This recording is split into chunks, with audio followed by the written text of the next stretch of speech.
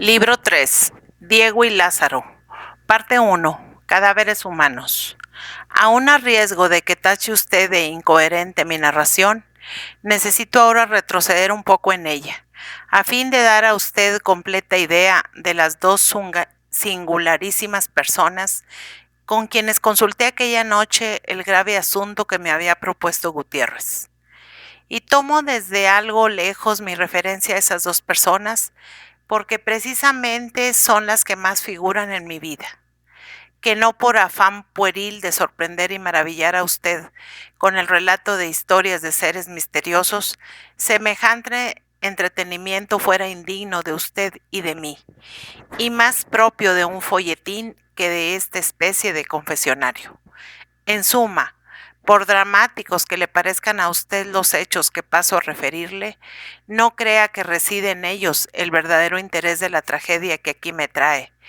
Esta tragedia es de un orden íntimo, personal, subjetivo, que se dice ahora, y los sucesos y los personajes que voy a presentar ante los ojos de usted son como un andamio de que me valgo para levantar mi edificio. Andamio que retiraré luego, dejando solo en pie el problema moral con que batalla mi conciencia. Óigame usted, pues, sin impacientarse. Descuide usted, dijo el padre Manrique. Ya hace rato que me figuro sobre poco más o menos a dónde vamos a parar. Cuénteme usted la historia de esas dos personas. Nos sobra tiempo para todo.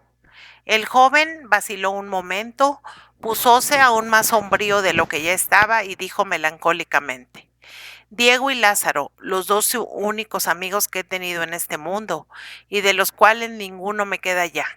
Diego y Lázaro, nombres que no puedo pronunciar aquí, donde se da crédito a mis palabras sin que mi corazón los acuse de ingratos y de injustos. Son las personas a que me refiero. Ah, Padre mío, mire usted estas lágrimas que asoman a mis ojos y dígame si yo habré podido ser nunca desleal a esos dos hombres. Profundo abismo es la conciencia humana, murmuró el padre Manrique, asombrado ante aquel nuevo piélago de amargura que descubría en el alma de Fabián. Cuánta grandeza y cuánta miseria viven unidas en su corazón de usted. Cuántas lágrimas le he visto ya derramar por futiles motivos, y cuán insensible se muestra en las ocasiones que más debiera llorar.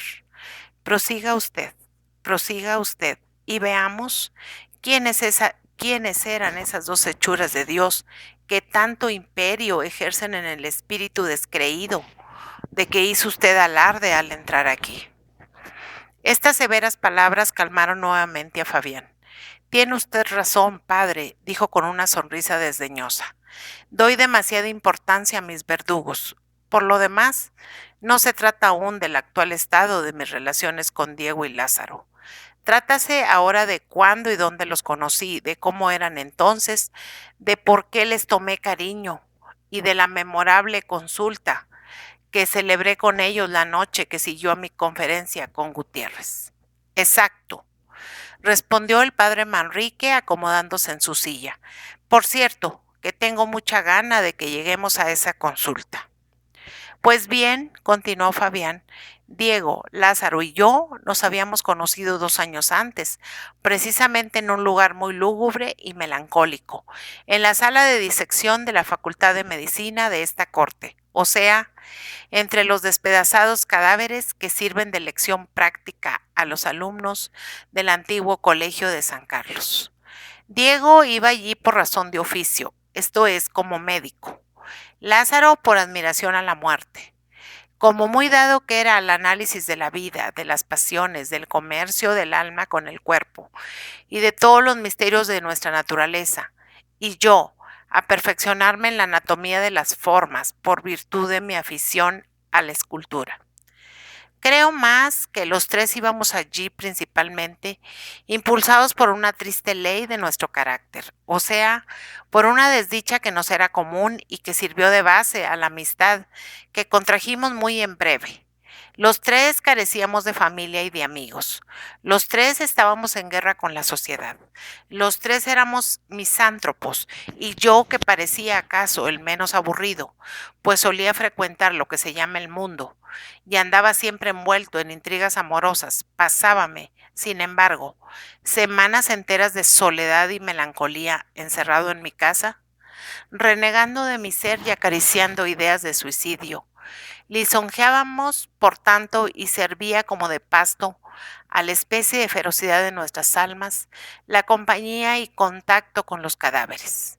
Aquel filosófico desprecio que nos causaba la vida, mirada al través del velo de la muerte, aquella contemplación de la juventud, de la fuerza y de la hermosura, trocadas en frialdad, inercia y podredumbre, aquel áspero crujir de la carne de antiguos desgraciados, bajo el escalpelo con que Diego y Lázaro buscaban en unas entrañas yertas la raíz de nuestros propios dolores y aquella rigidez de hielo que encontraba yo bajo mi mano al palpar las formas, ya insensibles y mudas, que poco antes fueron tal vez codicia y galardón de embelesados adoradores.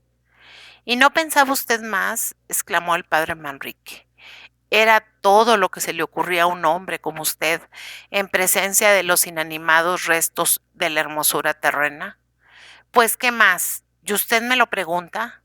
¿No conoce usted la historia de la conversión del duque de Gandía? ¿No ha oído usted hablar de San Francisco de Borja? Sí, señor. He leído que se le considera como el segundo fundador de la Compañía de Jesús, agregó el jesuita, esto es, de mi santa casa. Pues bien, aquel hombre vio la inmortalidad y el cielo en los fétidos despojos de una mujer que fue comparada en vida con las tres gracias del paganismo. Aec habet et superat, decían de ella los poetas. Cuentan que San Francisco de Borja estaba enamorado de la emperatriz, observó Fabián. Aunque así fuera, que no lo sé, su misma idolatría pecaminosa vendría en apoyo de mi interrupción. Lo que yo he querido hacerle a usted notar es que aquel hombre, después de haber sido un gran pecador, según él mismo confiesa, llegó a ser un gran santo, y todo por haber parado mientes una vez en la vanidad de los ídolos de la tierra. Usted, en cambio, se alejaba más y más de Dios al reparar en los engaños de esta vida. Fabián tuvo clavados los ojos un instante en aquel formidable atleta tan débil y caduco de cuerpo, y luego prosiguió. Andando el tiempo, mis ideas llegaron a ser menos sombrías, y por lo que toca al período de que estoy hablando, yo creo que mi desesperada tristeza merecía alguna disculpa. No tengo necesidad de explicarle a usted su verdadera causa. Demasiado comprenderá usted con su inmenso talento y suma indulgencia que la historia de mi padre, escondida en mi corazón años y años, era como acerba levadura que agriaba todos mis placeres. Yo no podía mirar dentro de mí sin someter a horribles torturas la soberbia y el orgullo que constituyen el fondo de mi carácter. Yo sabía quién era. Yo me repetía a todas horas mi execrado nombre. Joven, exclamó el padre Manrique sin poder contenerse. Santos hay en el cielo que fueron hijos de fascinerosos, pero tiempo tendremos de hablar de estas cosas y de otras, añadió enseguida. Perdónenme tantas interrupciones y discurra como si estuviera solo. Así lo haré, padre mío, respondió Fabián, pues las advertencias de usted empiezan a mostrarme el mundo y mi propia vida de un modo tan nuevo y tan extraño, que temo acabar por no conocerme a mí mismo ni saber explicar lo que me sucede. El jesuita se sonrió y guardó silencio. El joven continuó en esta forma. Parte 2. Retrato de Diego. Diego era más infortunado que yo. Si yo detestaba entonces mi nombre, él ignoraba completamente el suyo. Diego era Espósito, circunstancia que no supe hasta algunos meses después, que me la reveló él mismo. Pero cuando le conocí, díjome que había nacido en la provincia de Santander y que su apellido era también Diego. Capricho de mis padres, solía exclamar naturalísimamente. Pusiéronme Diego en la pila para que me llamase Diego Diego. Y el desgraciado se reía. Pero aquí debo hacerle a usted otra advertencia a fin de ahorrarle cavilaciones inútiles.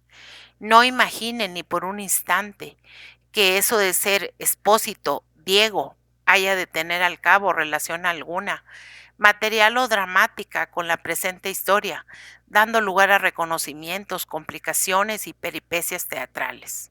No, no se distraiga usted pensando en si el infeliz resultará luego pariente mío o de cualquier otro de los personajes que ya he mencionado o que después mencioné. ¡Ay!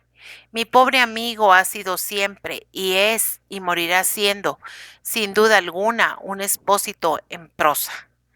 Quiero decir, un Expósito sin esperanza ni posibilidad de llegar a conocer el nombre de sus padres. Y si yo he traído a cuento su triste condición, solo ha sido como dato moral necesario para la mejor inteligencia de su carácter y de sus acciones. En cuanto a Lázaro, repare usted en esta fatídica coincidencia en nuestras tres historias. Fuese cualquiera su propia alcurnia, conociésela o no la conociera, ello es que nunca hablaba de sí, ni de su familia, ni de su pueblo natal, y que, cuando le preguntaban cómo se llamaba, siempre respondía con una sublime serenidad llena de misterio. Lázaro a secas. Parecía él, por consiguiente, el verdadero Expósito. Pero, según verá usted más adelante, nosotros teníamos motivos para sospechar, muy al contrario, que sabía demasiado quién era y que le asistían razones para no decirlo. Volviendo a Diego, debo añadir que su tristeza y su esquiveza hacia el género humano procedían de otras causas a más de la ya referida. Según confesión propia, en su infancia había pasado hambres y desnudez, y para seguir su carrera había tenido que trabajar primeramente en un oficio mecánico y luego como enfermero de varios hospitales, ganando matrículas y grados por oposición. A fuerza de incesantes estudios y viéndose obligado algunas veces a sostener titánicas luchas contra bastardas recomendaciones del valimiento o de la riqueza. Por resultas de todos estos sinsabores había contraído la terrible dolencia físico-moral que se llama pasión de ánimo, y padecía frecuentes ictericias que le ponían a la muerte. Cuando yo le conocí, acababa de doctorarse en medicina y cirugía, y ya contaba con alguna parroquia en las clases pobres.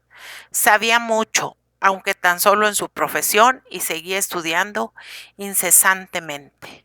No me contento con menos que con ser otro Orfila, solía decirnos, como la cosa más natural del mundo.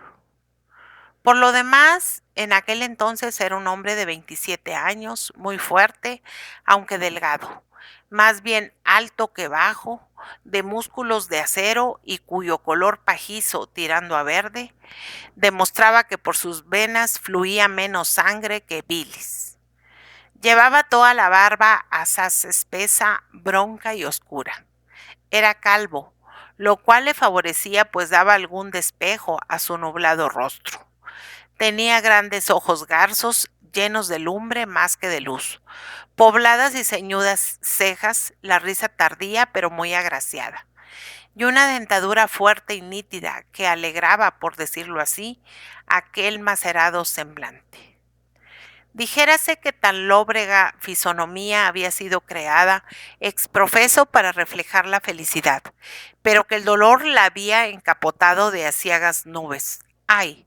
Nada más simpático en sus momentos de fugitivo alborozo y confianza que mi amigo Diego. Nada más huraño y feroz que su tristeza. Nada más violento y extremado que su ira.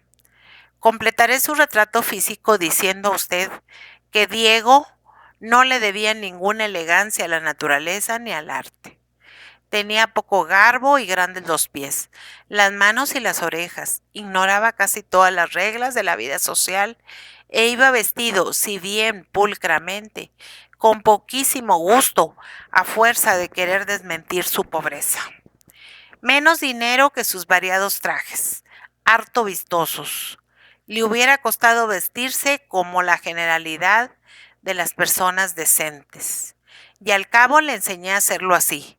Pero al darle aquellas lecciones, procuré que no cayese en la cuenta de que le corregía en materia tan delicada. Nunca me lo hubiera perdonado. Propia alcurnia, conociésela o no la conociera. Ello es que nunca hablaba de sí, ni de su familia, ni de su pueblo natal, y que cuando le preguntaban cómo se llamaba, siempre respondía con una sublime serenidad llena de misterio. Lázaro a secas. Parecía él, por consiguiente, el verdadero Expósito, aunque Lázaro le ganaba en otras razones. La idea de Lázaro de parecer ridículo le volvía loco. No olvide usted esta circunstancia, padre mío. Recuerde que estamos hablando aún de Diego. Con que vamos a Lázaro. Parte 3. Retrato de Lázaro. Él fue quien primero llamó mi atención en el Colegio de San Carlos, no solo por su notable hermosura y distinguidísimo porte, sino también por la profunda y general instrucción que revelaban, todavía ignoro si adrede o contra su voluntad, sus modestas y sobrias razones. Nadie nos presentó, ni yo sé cómo llegamos a cruzar las primeras palabras. Ello es que un día, a propósito de una hermosa mano de mujer que vimos suelta y rodando por aquellos suelos, nos enredamos en conversación. Y cuando quisimos acordar, reparamos en que hacía más de 3 horas que estábamos hablando como los mejores amigos del mundo.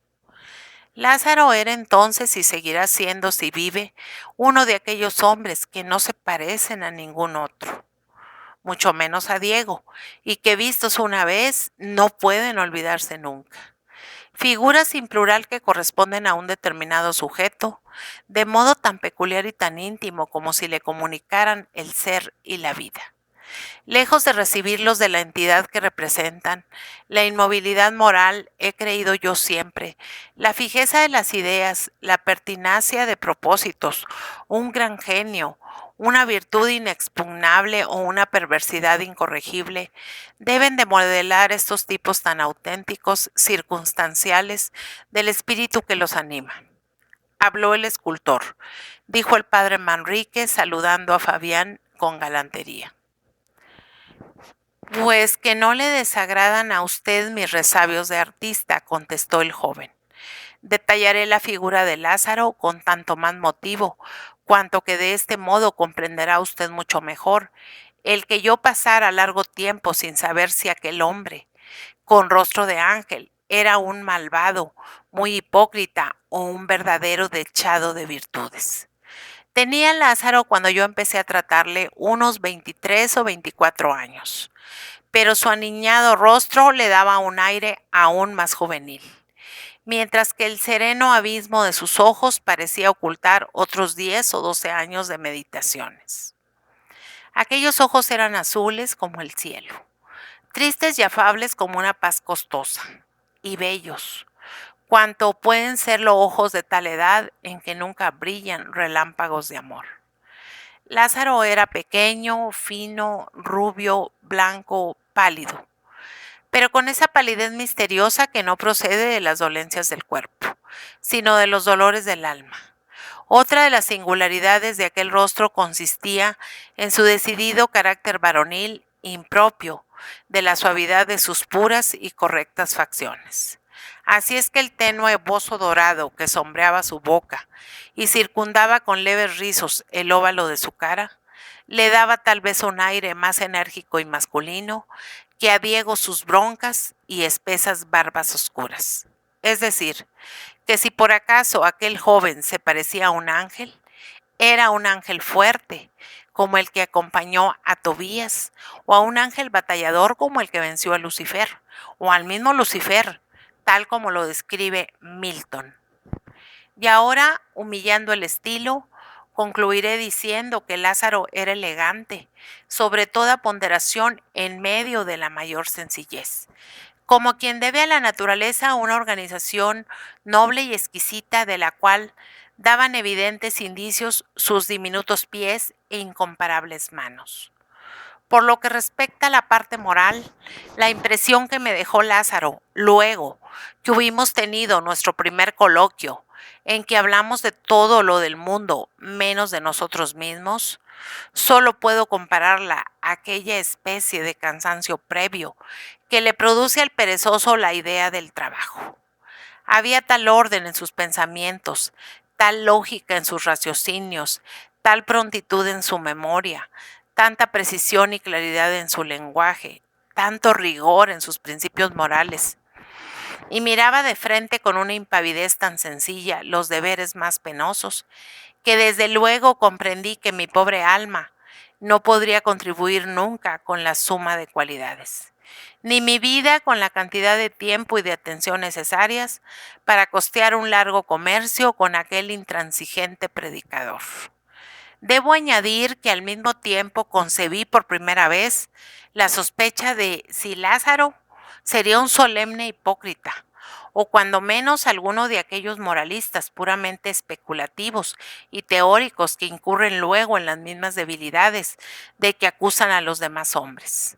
Suspendí, sin embargo, mi juicio y rendí homenaje, cuando menos, al indisputable talento y vasta erudición de Lázaro. El padre Manrique no cerraba los ojos, sino que los tenía clavados en Fabián con extraordinaria viveza. Indudablemente aquella lucidez psicológica y aquella sagacidad para el análisis habían llamado mucho la atención del jesuita, haciéndole comprender que no tenía delante un calavera vulgar, afligido por desventuras materiales, sino la viva personificación de una gran tragedia íntima, espiritual, ascética en el fondo, aunque revestida de tan mundanas formas. Fabián continuaba diciendo entre tanto. Parte cuarto, de cómo hay también amigos encarnizados. Al día siguiente de nuestro encuentro, Lázaro me presentó a Diego, a quien llevaba él algunos días de tratar en aquel mismo sitio y de cuyas grandes prendas de corazón, ya que no de inteligencia, hízome al oído grandes elogios que resumió al fin en esta frase. Tiene, me dijo, el genio de la pasión y la intuición del sentimiento. Cuando se irrita, lo sabe todo. A pesar de estas recomendaciones, Diego no me gustó al principio bajo ningún aspecto, y él mismo solía mirarme con altivez y disciplicia, comprendiendo sin duda que me desagradaba. Pero Lázaro, tenaz siempre en sus propósitos, insistía en admirarlo y celebrármelo, aplicándole para ello el microscopio de su minuciosa crítica, hasta que al fin logró inculcarme su opinión, imponerme su gusto y hacerme dar importancia a aquel semisalvaje que tampoco tenía de común conmigo. Diego agradeció profundamente mis primeras demostraciones de afecto y confianza. Una alegría inexplicable y de todo punto desusada en él y aún en mí comenzó a reinar en nuestras relaciones. A propuesta suya se acordó que los tres nos hablaríamos de tú, merced que nunca habíamos otorgado a ningún hombre. Llevóme a su pobre casa donde vivía solo con una vieja, a quien daba el nombre de madre y que me dijo había sido su nodriza.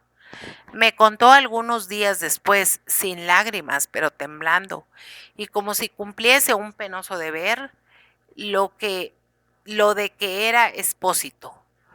Confidencia que sentí y me causó miedo, pues parecióme que con ella me encadenaba para siempre a su trágica desesperación. Tal y como las serpientes forman el grupo de Laconte, finalmente aquellos mismos días me reveló otro secreto que por entonces juzgué de menor importancia y que hoy es la verdadera serpiente que me ahoga. Díjome que conocía en Torrejón de Ardoz a una señorita llamada Gregoria, que solía venir a Madrid algunas temporadas, con la cual presentía que llegaría a casarse. que no tenía noviazgo con ella, pero que ella adivinaba también que sería con el tiempo su esposa, que el no haberle dicho todavía nada consistía en que aún no la amaba lo bastante, si bien era persona que le convenía por varias razones. Y en suma, que cuando se decidiese a ello, principiaría por enseñármela, para que yo le diera mi opinión, pues él quería que su mujer fuese del agrado de un hombre tan inteligente como yo en la materia. ¿A qué este afán de Diego por hacerme tan graves e innecesarias revelaciones? A Lázaro no le había confiado ni llegó a confiarle después aquellos secretos, porque los depositaba en mí. Sobre todo, el de su triste nacimiento, ¿a qué referírmelo tan espontáneamente? Para obligarme a amar, a compadecer, a no abandonar nunca a quien me dispensaba aquella honra de poner su infortunio bajo la tutela de mi generosidad y de mi cariño. Para librarse del temor de que yo descubriese algún día por mí mismo la verdad y me alejase indignado de un expósito que me había ocultado que lo era. Para limpiarse de aquella fea nota a los ojos de su conciencia, por medio de la confesión y poder ser en adelante, como lo fue, altanero, exigente y descontentadizo conmigo en medio de la tierna amistad que me acreditaba. Misterio profundo que usted después me ayudará a descifrar. Entre otras muchas cosas me dijo Diego, en las primeras efusiones de nuestra confianza, confesóme entre ellas que hacía ya algunos meses que oía hablar de mi arrogancia desdeñosa con los hombres más temidos y respetados, de mi fortuna con las mujeres, de mis triunfos como escultor, de mis ruidosos desafíos en que siempre había salido triunfante, etcétera, etcétera, que una de las cosas que más había deseado en la vida, no obstante su genio misantrópico, había sido conocerme y tratarme, bien que sin esperar nunca lograrlo, siendo él persona tan esquiva, y en fin, que se alegró extraordinariamente de verme en el colegio de San Carlos y de que Lázaro me presentase a él. Por más que lo disimulara al principio, aplaudió incondicionalmente todo lo que sabía de mí y todo lo que le conté, y yo ahí, triste, halagado por aquellos aplausos, no dejé de contarle cosa alguna. No hubo honra de mujer débil, ni ignominia de marido engañado, que no entregase al ludibrio de su misantropía. No omití el nombre de mis víctimas ni las circunstancias más agravantes de mis abusos de confianza en el hogar ajeno, y quedé, en consecuencia, ligado a aquel hombre por mis confidencias propias, como ya lo estaba por las suyas. A todo esto, él había excitado ya en repetidas ocasiones mi admiración, mi entusiasmo y mis más dulces sentimientos, justificando en gran parte la alta idea que Lázaro formó desde luego su impetuoso corazón y sensibilidad extrema. No una, sino muchas veces dio muestras delante de mí de un valor indomable, terciando quijotescamente en cuestiones callejeras que no le atañían y poniéndose siempre de parte del débil contra el fuerte, contra las autoridades y hasta contra el público, sin reparar en el número ni en la calidad de los adversarios. Otras lo vi hacer limonas muy superiores a su posición, llorar ante las desgracias más comunes de la vida, servir de sostén al anciano, levantar al caído, salvar al que rodeaban las llamas y dar albergue en su pobre domicilio a niños vagabundos durante las crudas noches de invierno y repartirles su humilde cena, abrigarlos con su propia ropa, lo cual no quitaba que al otro día, si estaba de mal humor, buscase querella a cualquier buen hombre solo porque lo había mirado a la cara,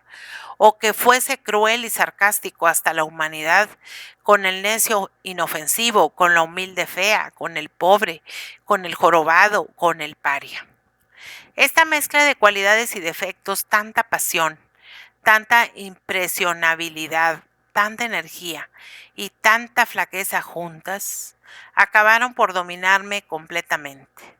Y pronto conocí que Diego se había apoderado de mi ser, que gobernaba mi conciencia, que superaba mi carácter, que me causaba terror y lástima, que le respetaba, le temía. No podía vivir sin él de manera alguna y preferiría, en cualquier caso, dar 1000 vidas a perder un ápice de su aprecio. Él, por su parte, tenía hacia mí una idolatría anómala, de que nunca habrá habido ejemplo, algo de afecto maternal, una especie de culto protector, no sé qué veneración sin vasallaje, que me halagaba y humillaba a un tiempo mismo.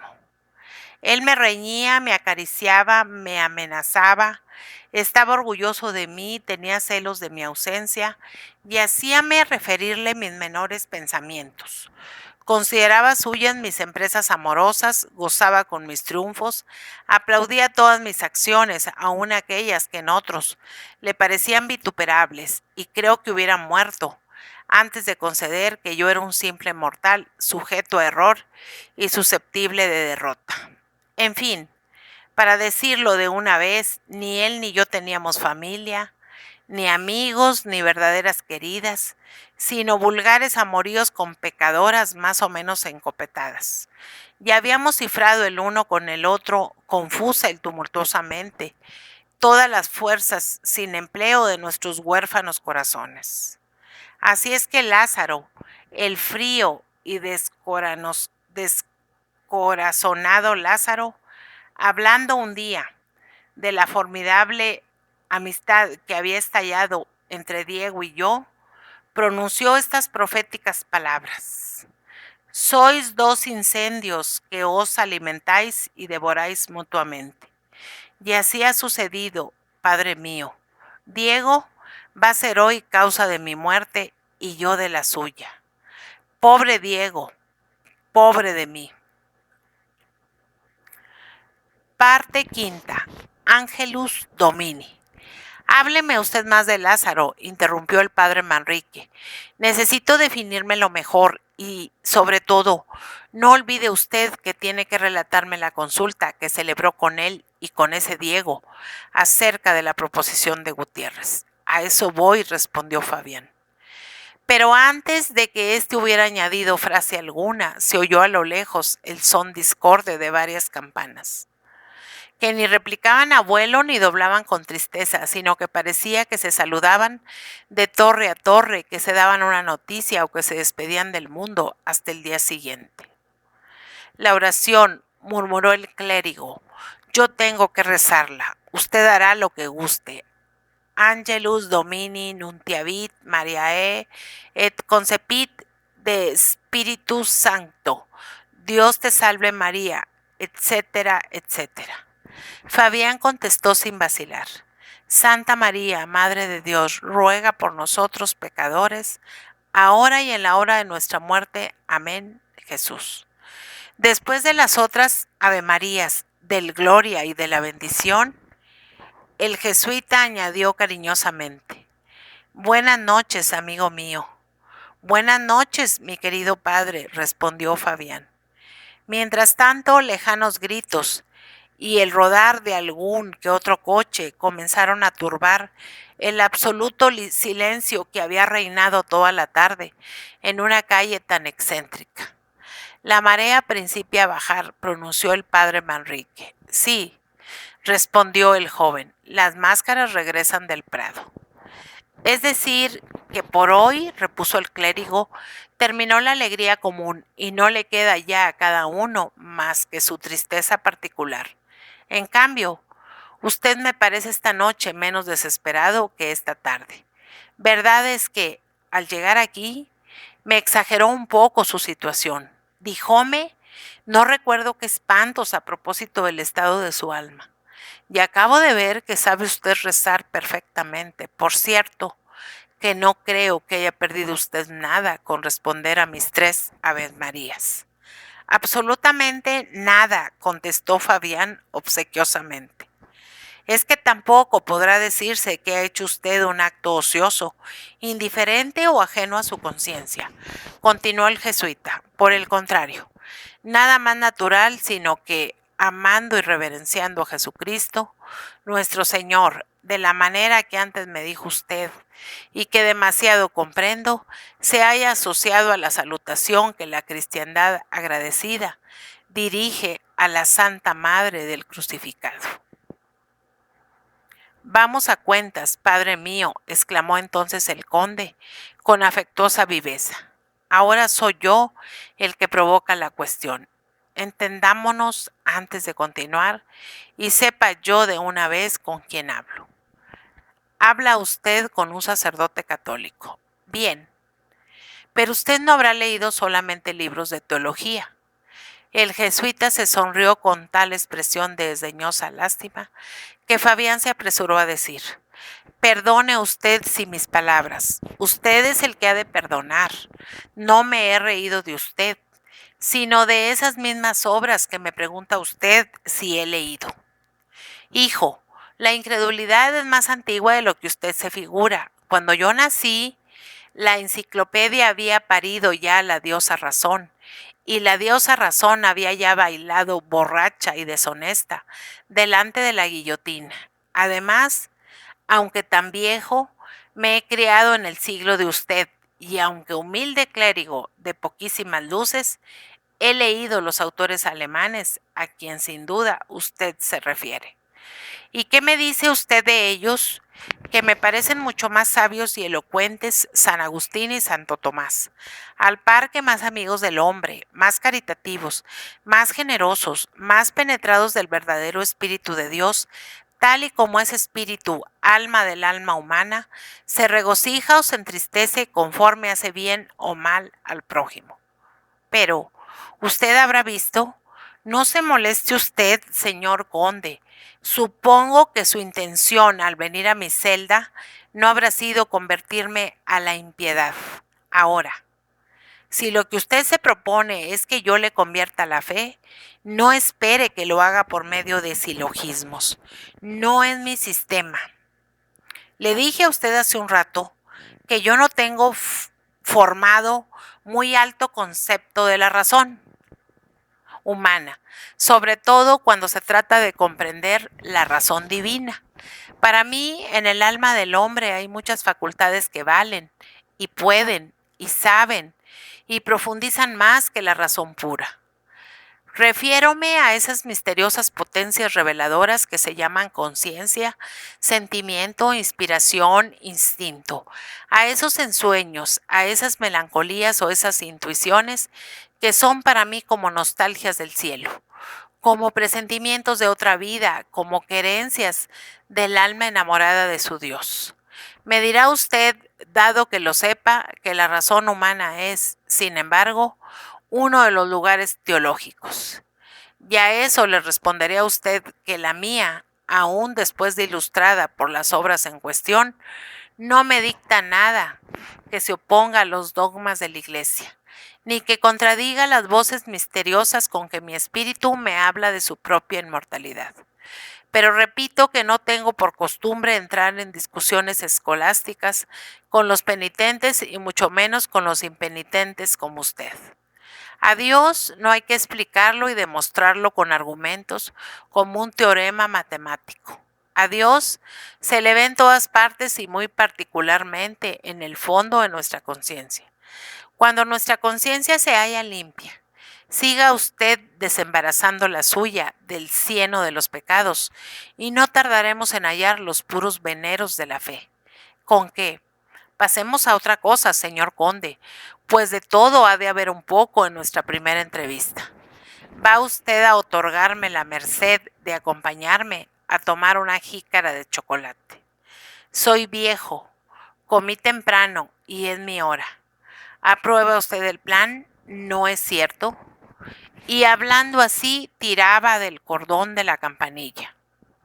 Yo apruebo todo lo que usted disponga. Yo haré todo lo que usted quiera, respondió Fabián con inmensa ternura.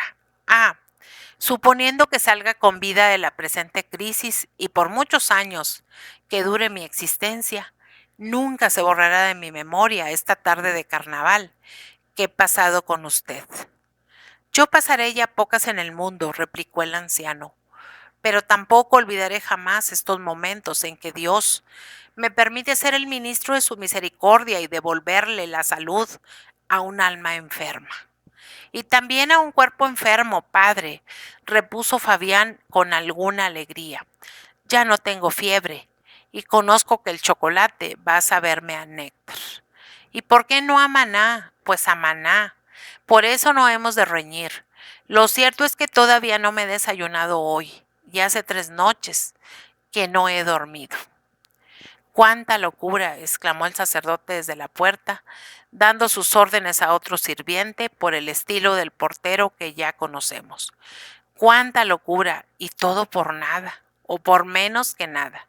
Ah, no diga usted eso, replicó Fabián. Todavía no hemos llegado a la verdadera tragedia. Todavía no le he hablado a usted de Gabriela, del ángel de mi vida. Todavía no le he hablado a usted de la mujer de Diego, demonio encargado de castigarme. Todavía no tiene usted idea del tremendo conflicto en que se hallan mi honor y mi conciencia. Puede ser que me equivoque, respondió el jesuita, pero en fin, tomemos el chocolate y luego veremos cómo orillar lo que quiera que a usted le ocurra. Nihil clausum est Deo. ¿Ve usted? Soy tan malo que hasta le hablo a usted en latín para seducirlo y perderlo. Porque, ¿quién lo duda? Gran perdición sería para usted el que yo le convenciera de que tiene un alma inmortal y de que hay Dios. En el acto le despreciarían una porción de alemanes y filoalemanes que se saben ya de memoria todo lo que hay y también lo que no hay, fuera de la tierra y más allá de esta vida. Vamos, hombre, póngase usted otro poco de dulce y no me mire con esos ojos tan espantados. Usted no tiene la naturaleza vulgar de los que se asustan de los jesuitas. Terminada la colación, que para Fabián fue casi una cena, pues el padre Manrique le obligó a tomar algo más de chocolate y almíbar, nuestro joven obtuvo la venia del eclesiástico y prosiguió su historia en estos términos. Parte 6. Las maldades de Lázaro. Creo adivinar la razón de que me haya usted pedido que le hable más de Lázaro. Parecele a usted imposible que un hombre que tan lúcidamente discernía el bien y el mal dejase de ser un santo. Y hasta imagino que ha sentido usted ya hacia él aquella simpatía que inspiraba al principio a todo el mundo, ya que no fuimos ajenos, Diego y yo, durante algunos meses. Pues oiga usted, y admírese del grado de hipocresía que puede llegar un hombre. Diego y yo, no obstante lo muy consagrados que estábamos el uno al otro, veíamos frecuentemente a Lázaro, con quien habíamos intimado. Todo lo que se podía intimar con él, digo esto último, porque era cada vez más misterioso. No hablaba nunca de sí, salía muy poco de su casa, y hasta creímos comprender que no le agradaba se le visitase en ella.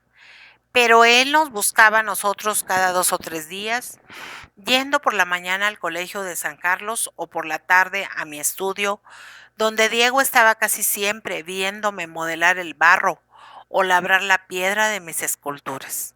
Y nunca nos dedicaba menos de un par de horas.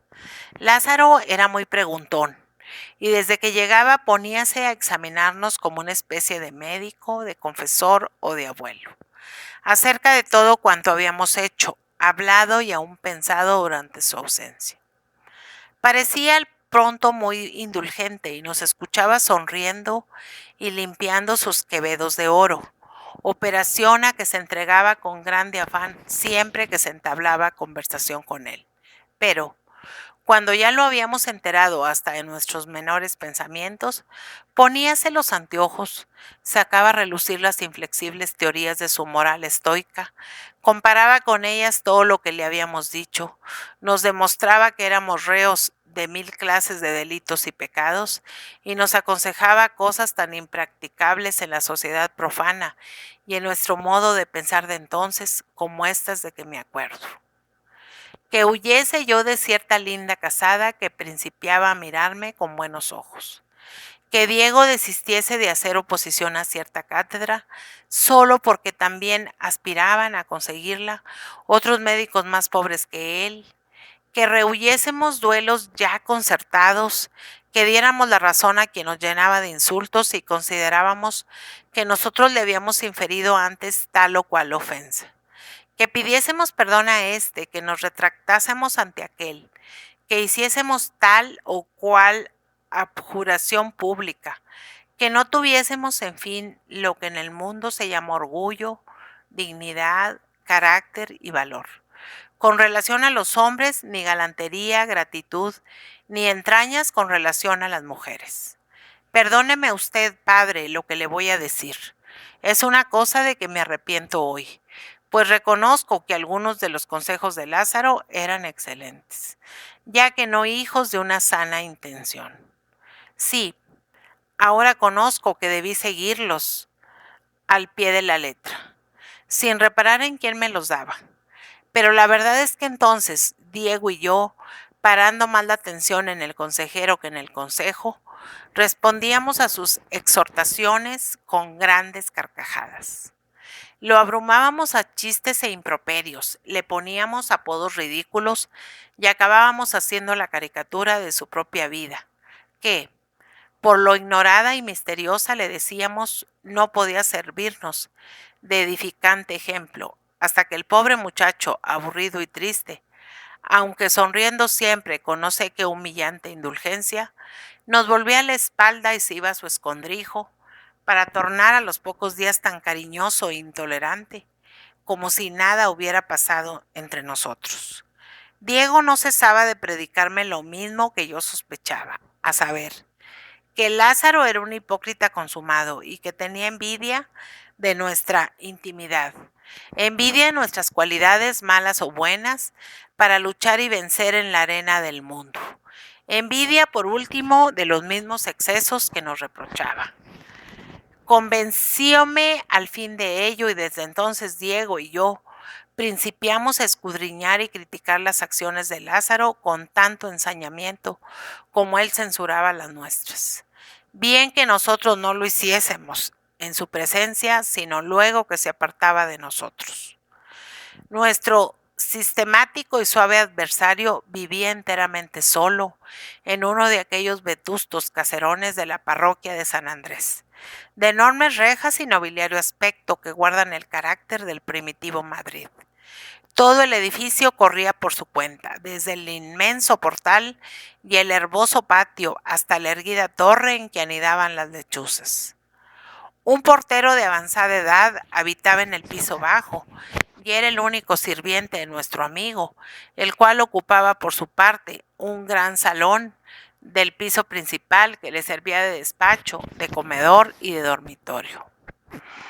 Para llegar a aquel aposento había que pasar por otros no menos espaciosos, decorados todos con antiguos muebles de mucho gusto, grandes cortinajes ya muy estropeados y muchos cuadros al óleo de bastante mérito.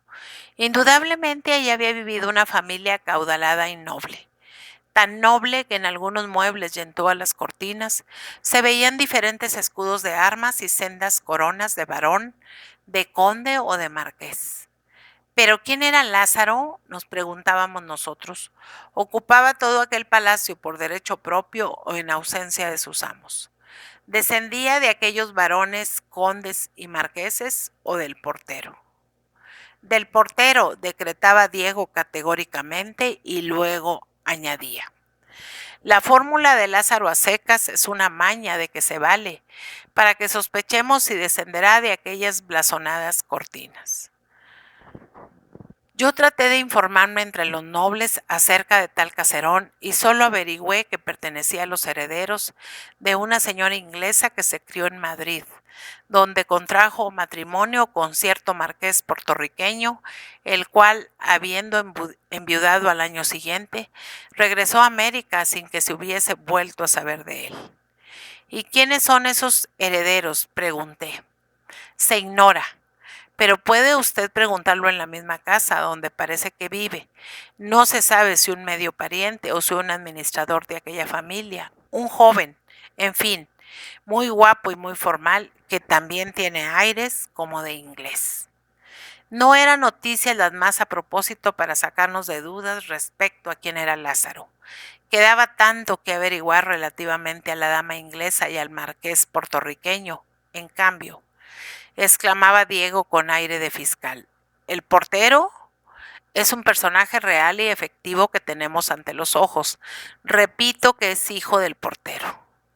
Como quiera que fuese, nosotros deducíamos de todo esto un cargo contra Lázaro, a saber, que nos despreciaba o se despreciaba, porque si no, ¿a qué tantos misterios con dos amigos a quienes abrumaba a preguntas y de los cuales recibía diarias confidencias? ¿No nos creía dignos de poseer sus secretos? Pues ¿por qué se decía nuestro amigo? La indignidad estaba de su parte. Pues ¿por qué no la confesaba humildemente? O ¿por qué no nos huía si esta indignidad procedía de una de aquellas tachas contagiosas que no pueden dispensarse de ningún modo, como la del ladrón o la del verdugo? Lázaro no tenía amores y aseguraba además que nunca los había tenido. Las mujeres eran para él letra muerta. Mirábanlas impávido, suponiendo que las mirara, y ni siquiera las distinguía con su odio o con sus censuras. Dijérase que ignoraba que existiesen, lo cual nos parecía monstruoso, repugnante y seguro indicio de la perversión de su naturaleza. Muchas veces sospechamos si dentro de su casa, al otro lado de una puerta que había en su aposento y la cual le vimos cerrar aceleradamente en 2 o 3 ocasiones al encontrarse con nuestra visita, tendría guardada alguna princesa de las 1001 noches que le hiciese despreciar el resto de las mujeres. Pero esto mismo aumentaba nuestro enojo contra él, pues arguía de ser cierto no solo el que pagaba con ofensivos recelos nuestra franqueza y nuestro cariño, sino también la falsedad de sus palabras y la hipocresía de su conducta. Otras varias quejas teníamos de Lázaro, por ejemplo, una vez que cometí la torpeza de nombrarlo mi padrino para un duelo, con cierto marido prematuramente celoso que me prohibió la entrada en su casa, dio la razón a los representantes de mi adversario, reconociendo que mi mala fama justificaba la determinación de éste. Quedé, pues, en una posición desairadísima, y gracias a que Diego, que era mi otro padrino, para sacarme de ella a su modo, insultó a los padrinos contrarios, batióse con los dos, hirió al uno y fue herido por el otro. Y todo esto antes que yo hubiese podido enterarme de lo que ocurría.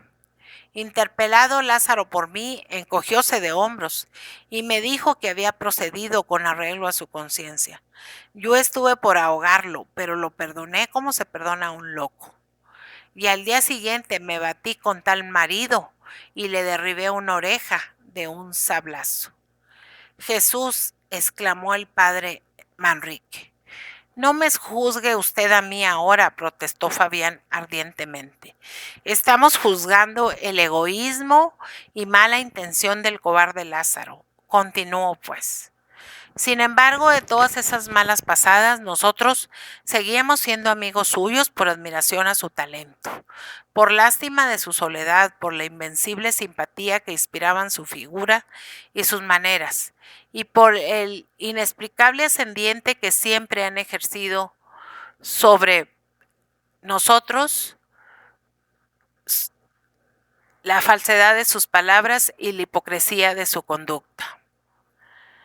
Su carácter impetuoso, el carácter impetuoso de estos aparentemente hombres pasivos, fríos, taciturnos e incomprensibles, y hasta muchas veces los mismos ingratos, añádase que él no omitía medio de obligarnos y servirnos en todo aquello que menos nos interesaba a nuestro juicio, pero que más debiera interesarnos en su opinión, comportándose el muy taimado de tal manera que nosotros resultábamos a la postre mortificados y agradecidos, mientras que él aparecía a los ojos de quien no le conociese como un héroe de abnegación y humildad.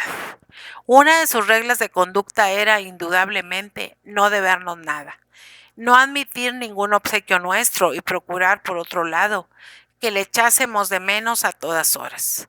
Jamás consintió en comer en mi casa. Siempre descompuso nuestros planes de ir con él a giras campestres, a paseo o al teatro.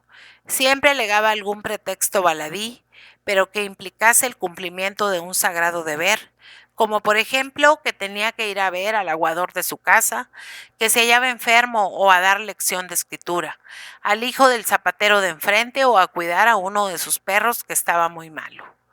Pretextos que ajaban doblemente nuestro amor propio, pues por una parte teníamos que reconocernos inferiores a Lázaro en virtudes y por otra inferiores a un perro para su cariño. En cambio, cuando nosotros estábamos enfermos, y créalo usted, más deseosos de morir que de sanar, se constituía a la cabecera de nuestra cama. No se apartaba de allí ni de día ni de noche. Nos agobiaba materialmente con sus cuidados y era implacable cómplice del médico para no tolerarnos ni la más ligera infracción del régimen. Es decir, que de un modo o de otro se complacía en atormentarnos y en humillarnos con aquella regularidad continua, con aquella formalidad insoportable y con aquel rigor impropio de la flaca naturaleza humana. Si Diego me dominaba a mí, Lázaro nos dominaba a los dos. Pero usted se sonríe como diciéndome, todavía no he oído ni una sola acusación fundada y racional contra el pobre Lázaro. Cuanto ha hecho y dicho hasta ahora es bueno en el fondo, y por lo tocante a las cosas que no hacía ni decía, a sus abstenciones, a sus reservas, a sus austeridades, ciertamente extraordinarias pero no sobrehumanas, tal vez consistirían en que tenía más de ángel que de hombre, que era un verdadero santo. Figúrese usted que digo todo esto, respondió el jesuita, asombrado de aquella lucidez de Fabián. Lo mismo discurríamos algunas veces Diego y yo, prosiguió tristemente el joven, y no otra era la razón principal de que siguiéramos tratando y aún respetando a Lázaro. En medio de nuestra ligereza, no queríamos exponernos a condenar a un justo, pero ay, pronto vino un hecho real, fehaciente, indestructible, a convencernos de que nos habíamos equivocado en nuestros malos juicios y de que aquel hombre con rostro de serafín era un monstruo de maldad y de disimulo. Todo esto sea por Dios, exclamó el jesuita. A ver, cuénteme usted eso. Parte 7. Lázaro convicto y confeso. Una noche, continuó Fabián, fuimos Diego y yo a casa de Lázaro a enterarnos de su salud, pues no lo habíamos visto hacía una semana. Subimos seguidamente por ser muy conocidos del portero, y al llegar al salón que procedía al suyo y que se hallaba casi a oscuras, mientras que en este había mucha luz, oímos grandes voces, y vimos sin ser vistos que un elegante mancebo, acaso menor de 20 años, alto, moreno y de expresivo rostro, estaba de pie, con los puños crispados en ademán amenazador y mirando furiosamente a nuestro amigo, el cual permanecía sentado en una butaca, lívido, inmóvil, sudoroso y con la vista clavada en tierra. «Confiesa usted, pues, que es un infame», gritaba el desconocido. «Confieso que soy muy desgraciado», respondía Lázaro humildemente. Diego y yo nos detuvimos. «¿Confiesa usted que atentó al honor de mi madre?», prosiguió el forastero. «No lo puedo negar», tartamudeó Lázaro, «pero ni aun así te doy el retrato. Es lo único que me queda». «Pues entonces defiéndase usted. Aquí traigo 2 pistolas. Yo no me bato. Luego, también es usted cobarde. Lo que tú quieras, déjame en paz». «En paz, donosa ocurrencia. Dígame usted dónde está ese retrato, o si no, dispóngase a morir ahora mismo».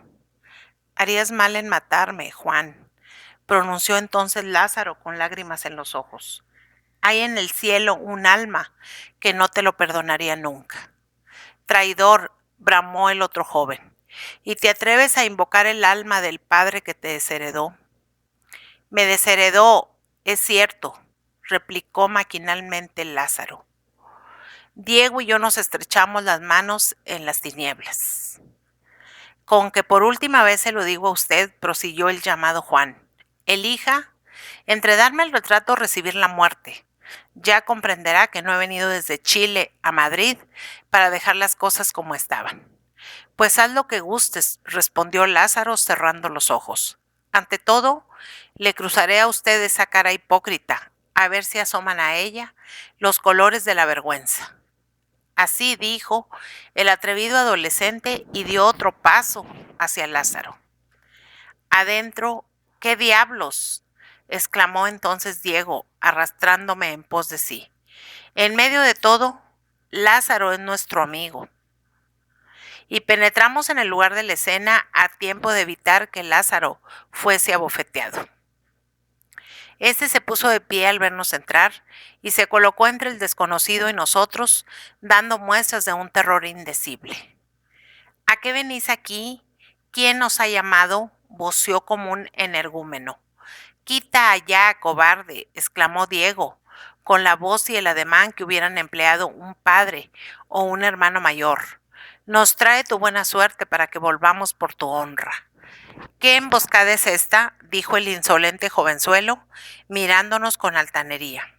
Caballerito, vea usted lo que habla, gritó Diego, avanzando hacia él. Nosotros no somos sicarios de nadie, ni aguantaremos lo que acaba de aguantar el pobre Lázaro. Por favor, gimió este poniéndose de rodillas ante Diego. No le ofendas, no le pegues, Diego mío, no le pegues, yo le perdono, él no tiene la culpa de nada. He aquí mi nombre y mis señas, le decía yo entre tanto al adolescente, alargándole una tarjeta. Un duelo, sollozó Lázaro, arrastrándose hacia mí y cruzando las manos con infinita angustia. Yo te lo prohíbo, Fabián. Este caballero tiene derecho para hablarme como me ha hablado. Pero, ¿sabes tú lo que te ha dicho? Prorrumpí lleno de asombro. Lo sé. ¿Y lo toleras? No tengo otro remedio. ¡Qué horror! Exclamamos Diego y yo, apartándonos de Lázaro. Juan, sereno y fierecillo como un león cachorro, me alargaba entre tanto su tarjeta. Yo la tomé y leí. El Marqués de Pinos y de la Algara, Fonda Peninsular. A todo esto, Lázaro había corrido hacia un armario, del cual sacó cierto rollo que se conocía era una pintura en lienzo. Toma el retrato, le dijo al marqués. Acabó la cuestión. Dispensa, en cambio, la actitud de estos señores, a quienes ha cegado el cariño que me profesan. El mancebo cogió la pintura y dijo, seguramente no saben estos caballeros quién es usted. De lo contrario, lo despreciarían como yo.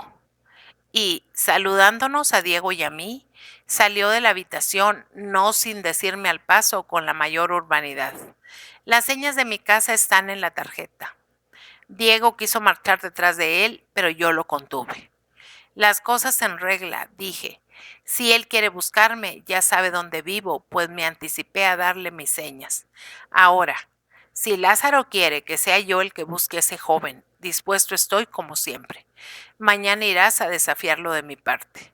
No, no solo no quiero eso, sino que os ruego y mando que olvidéis lo ocurrido, respondió Lázaro con pasmosa tranquilidad, y principió a hablarnos de cosas diferentes. Nosotros permanecimos allí media hora esperando a ver si nos daba alguna explicación respecto de aquel lance que tan mal parado lo dejaba a nuestros ojos, pero él, completamente sereno, como si ya hubiesen transcurrido años desde que pasó el peligro, llegó hasta reír y bromear acerca de otros asuntos sin referirse ni por asomo a la escena que acabábamos de presenciar. Vámonos, esto no se puede sufrir, exclamó Diego de pronto, interrumpiendo a Lázaro en medio de una frase, y salió de la habitación sin despedirse de él. Lázaro se sonrió y me dijo alargándome la mano. Hasta mañana. Como gustes, le contesté con indiferencia. En efecto, al siguiente día fue a vernos a mi estudio y pasó con nosotros las 2 horas de costumbre sin hablar ni una palabra de los sucesos de la víspera, ni dar muestras de turbación ni pena. A los 3 días volvió y sucedió lo mismo. Y de este modo continuamos algunos meses, durante los cuales mi aversión hacia aquel cuitado rayó casi en odio, bien que nunca en desprecio, que era lo que en verdad se merecía. Con que vamos a ver, mi querido padre, ¿qué dice usted ahora de Lázaro? Ahora no digo nada, respondió el jesuita bajando la cabeza. Continúe usted su relación. Tampoco le dijimos nada a él, ni Diego ni yo, durante aquellos meses, por más que a solas hubiésemos convenido desde el primer instante en que era un malvado, acreedor a todos los insultos que le había dirigido el joven marqués. En cuanto a este, ni nos buscó ni volvimos a tener otra noticia suya que la de haberse marchado de Madrid a la semana siguiente de nuestro cambio de tarjetas. Así se lo dijeron a Diego en la fonda, a donde fue a preguntar por él, no con ánimo hostil ni con propósito de verlo, sino por mera curiosidad. Diré, en fin, que si seguíamos recibiendo a Lázaro, pues lo que es a su casa no volvimos nunca, ni tampoco a la sala de disección, era por un conjunto de debilidades que me atrevo a clasificar en esta forma, porque la osadía y frescura de su silencio acerca de la vergonzosa historia que entrevimos aquella noche nos tenía como estupefactos, desconcertados y sin acción. Porque Diego, que ignoraba quiénes fuesen sus propios padres, y yo, que seguía creyéndome hijo de un traidor a la patria, no podíamos resolvernos a aumentar la aflicción y la soledad de un desheredado. Porque el inmenso talento, las virtudes exteriores, la aparente humildad y la igualdad de conducta de aquel hombre extraordinario no nos ofrecía tampoco ocasión crítica para un rompimiento, y en suma, porque después de haber defendido tanto nuestros pecados contra su catonismo, no nos parecía lógico echarla de catones al juzgar los suyos. Pues es claro, murmuró el padre Manrique con la más delicada ironía. Fabiano reparó en ello y continuó. Parte 8. La consulta. Así las cosas, llegó, como digo, la noche en que después de la conferencia con Gutiérrez me vi solo, enfermo, inundado por una parte de alegría al saber que mi padre no había sido traidor a la patria, y por otra de sobresalto y miedo ante la tragedia de que era protagonista el indigno marqués de la fidelidad, sin resolverme con todo a emplear los medios que se me proponían para recobrar mi verdadero nombre. Necesito, pensé, consultar a Diego y Lázaro, el uno con su gran corazón y el otro con su clara inteligencia, el primero con su inmenso cariño y el segundo con las propias sutilezas de su mala voluntad. Me darán mucha luz en este gravísimo negocio. Envié, pues, a llamarlos inmediatamente, y 1 hora después estábamos juntos y sentados a la mesa. Diego comiendo, Lázaro limpiando sus anteojos, pues, según costumbre, dijo que ya había comido, y yo haciendo cual si comiera. A todo esto, cada vez me sentía con más calentura, y por cierto que aquel estado de mi sangre no dejaría de influir en el tono y giro de la inolvidable escena que se siguió. Mi voz era breve y seca, y pronto conocí que había puesto nervioso a Diego.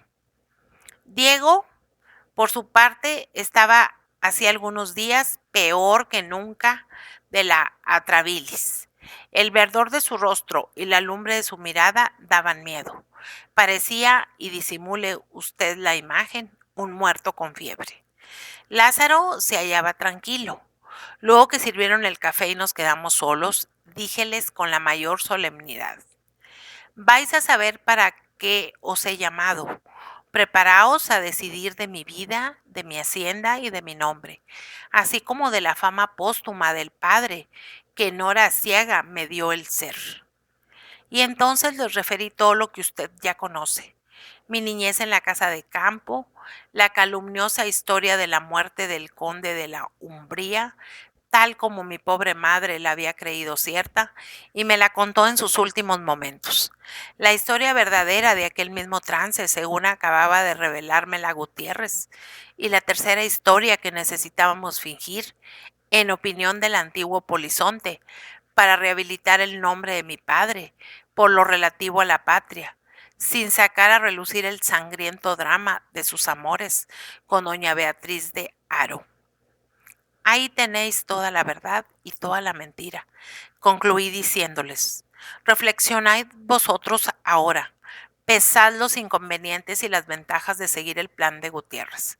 Ved si se os ocurre otro medio mejor de vindicar a mi padre, de recobrar mi título de nobleza y de entrar en posesión de un gran caudal. Y, en último caso, tened entendido que a mí me sobra corazón para todo. Lo mismo para morir defendiendo mi corona del conde de la Umbría, que para continuar siendo a los ojos del mundo el misterioso personaje llamado Fabián Conde. Salud al conde de la Umbría, gritó Diego, poniéndose de pie y abrazándome gozosamente. Salud a Fabián Conde, dijo Lázaro, con desabrido acento y permaneciendo sentado.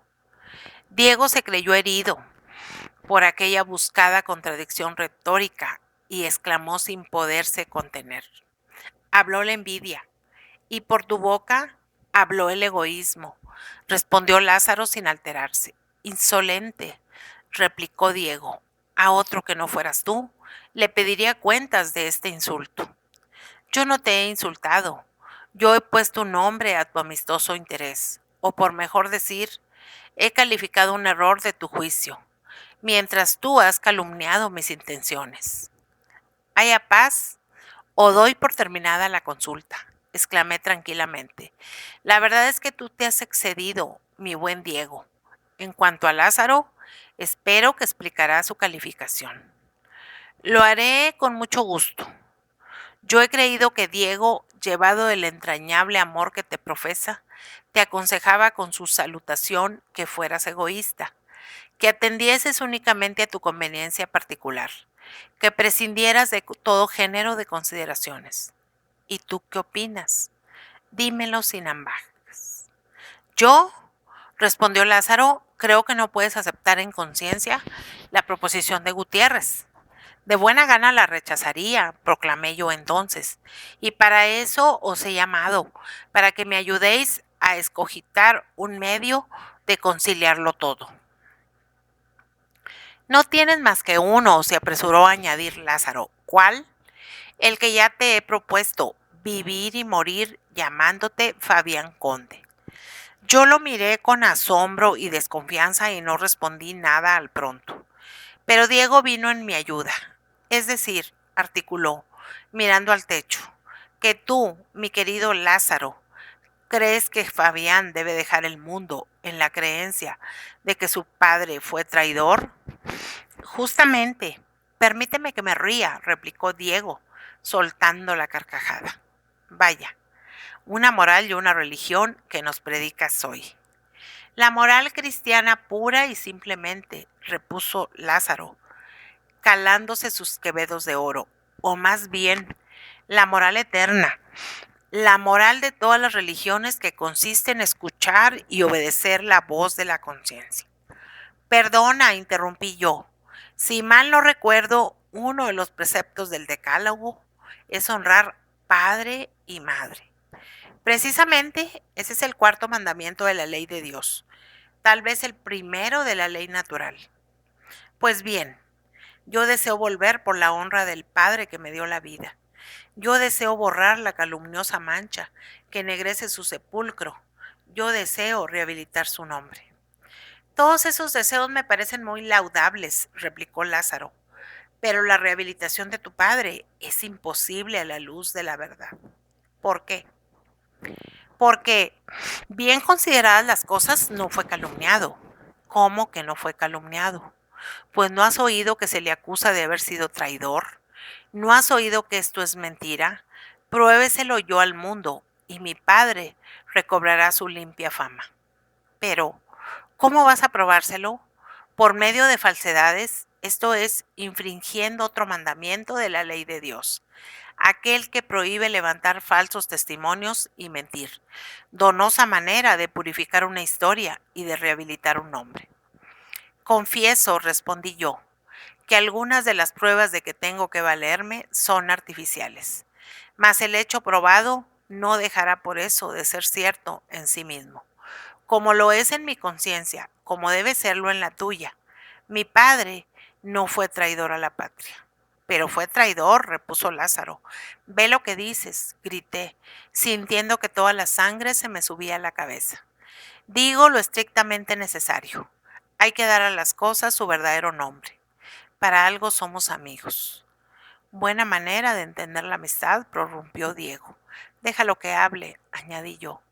Quiero conocer su teoría. Prosigue. Prosigue, Lázaro. El fondo de mi teoría es este.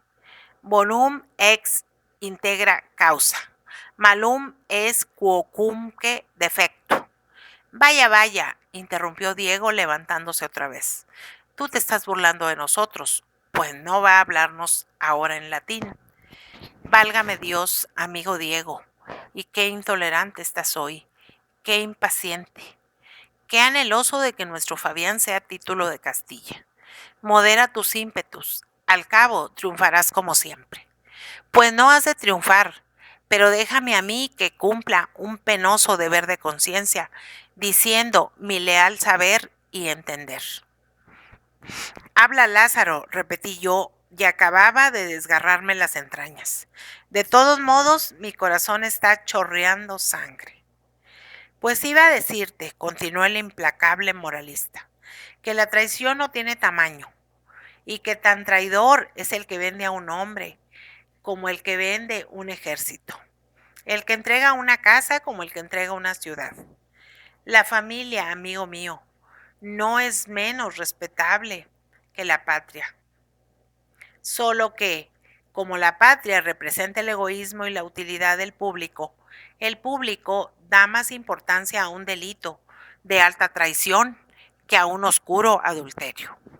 Pero a los ojos de Dios y de la conciencia no caben estas distinciones. Y, para ti, como para mí, como para todo hombre honrado a quien le cuentes la historia de los amores de tu padre con la esposa del jefe político, resulta que el conde de la Umbría murió por traidor a dos familias. Lázaro, no me precipites, grité, mordiéndome los puños. No te precipites, Fabián, respondió Lázaro. Me has pedido mi opinión y debo dártela, sin reparar en el efecto que te produce lo amargo de la verdad, o sea, lo doloroso de la medicina. Iba diciendo que tu padre fue traidor al jefe político, a quien alejaba de su hogar, invocando hipócritamente para ello el sagrado nombre de la patria, mientras que él se olvidaba luego de que tal patria existiese, abandonaba el castillo, comprometía la seguridad de la plaza llevándose la llave, introducíase como un ladrón en la casa ajena, y allí mancillaba la honra del confiado amigo y compañero. E iba a decirte que el conde de la Umbría fue además traidor a tu madre, a tu pobre madre, quien, al oírlo, el día de las nupcias, jurar su fe de esposo a los pies de Jesús crucificado, no sospechó que aquel hombre moriría en aras de otro amor, de un amor criminal e infame, sin acordarse de ella ni de su hijo. Basta, Lázaro, gemí con amargura. No revuelvas más el puñal de tu elocuencia en las heridas de mi corazón. Estoy convencido de que debí matarme hace tiempo. Pero hombre, exclamó Diego, estrechándome en sus brazos. ¿Cómo te dejas persuadir por los sofismas de este enemigo del género humano? ¿Cómo tomas tan a pecho esa retórica fría con que desfigura las eternas leyes de la sociedad y de la naturaleza? ¿Desde cuándo una pasión amorosa, más o menos legítima, un galanteo, de que se puede acusar aún a los grandes hombres de la historia, a César, a Carlos V, a Luis XIV, a Napoleón, ha impreso nota de infamia en la frente de un guerrero? Ha justificado la pérdida de sus bienes, de su título y de su honra, y ha de obligar a los hijos a vivir ocultando su nombre, como el de un fascineroso, como el de un don Julián, como el de un Judas. Esto es llevar las cosas a la exageración. Esto es delirar. Esto es ridículo de parte de Lázaro, suponiendo que hable de buena fe o que no se haya propuesto embromarte. Muchas gracias, Diego, por esta última salvedad, respondió Lázaro melancólicamente. Está visto que tú y yo no nos hablamos hoy por la postrera vez. La malquerencia de que me estás dando muestras tan amargas me pone en la triste necesidad de librarte de mi vista en lo sucesivo. Pero volviendo a Fabián, que es de quien se trata ahora, yo le pregunto, si Diego tiene razón, ¿por qué no prescindes de los artificios de Gutiérrez y le cuentas al mundo la verdadera historia de la muerte de tu padre? Solo entonces podrías gozar en conciencia de las ventajas, de los provechos, de las utilidades materiales, del dinero que te producirá su rehabilitación. De lo contrario, siempre te quedará el escrúpulo de si habrás empleado los testigos y documentos falsos de Gutiérrez. No para vindicar a tu padre, que ya está muerto y ha sido juzgado por Dios, sino para ser conde y millonario. Haría lo que me dices, murmuré tristemente. Diría toda la verdad al mundo, si no considerase impío vilipendiar la memoria de la desdichada doña Beatriz de Haro, que amó a mi padre hasta el extremo de morir por él. Pues inspírate al menos en esa piedad que tanto te honra, continuó Lázaro, y déjalo todo como está. Respeta la obra de Dios. Deja a doña Beatriz en su sepulcro, al cual no había bajado. Tal vez si no creyese que tu padre había perdido por ella el honor, además de la vida. Deja a tu padre compartir la desventura y el castigo de aquella cómplice y víctima de sus reprobados amores. Deja vengada a tu santa madre, como la vengó el cielo, del perjurio y los ultrajes de su marido. Ella murió a los 32 años, a consecuencia de los infortunios que le originó aquella doble traición conyugal. ¿Y acaso sabiendo que fue desamada y vendida por el hombre, a quien entregó su corazón y su mano? Porque, ¿quién te asegura que tu madre no tuvo nunca noticias de aquella o de otras infidelidades de su esposo, y que el veneno de ese desengaño no contribuyó a su temprana muerte? Hereda, Fabián mío, hereda los agravios y la tristeza de tu inocente madre, no el título y los tesoros del ingrato que asibaró su existencia. No seas más feliz que aquella desventurada. No la dejes sola, ofendida, inulta, sin ningún amigo que se asocie a su dolor, en aquella ignorada sepultura que nadie más que tú ha regado con sus lágrimas. El conde de la Umbría, impenitente adúltero, duerme muy satisfecho en el no bendecido panteón de doña Beatriz de Haro. Tu madre no puede guardar en su sagrada tumba, sino al infortunado Fabián Conde. Yo estaba profundamente conmovido por las palabras de Lázaro. Aquella peroración relativa a mi madre me había impresionado más que sus anteriores argumentos. Así es que le cogí una mano y dije desesperadamente, ¿con qué he de seguir viviendo sin honra? ¿Con qué he de seguir ocultando mi nombre? No vivirás sin honra y sin nombre, se apresuró a reponer Lázaro. Dios y tu conciencia sabrán que los tienes, y esto vale más que la equivocada opinión del mundo. Ahora, Diego, habla tú, o por mejor decir, falta este litigio, pues en último resultado, Fabián hará lo que tú quieras. Diego se mordió los labios y replicó desdeñosamente, y hará bien, que yo nunca le aconsejaré deserciones ni cobardías, sino la viril entereza de los caballeros.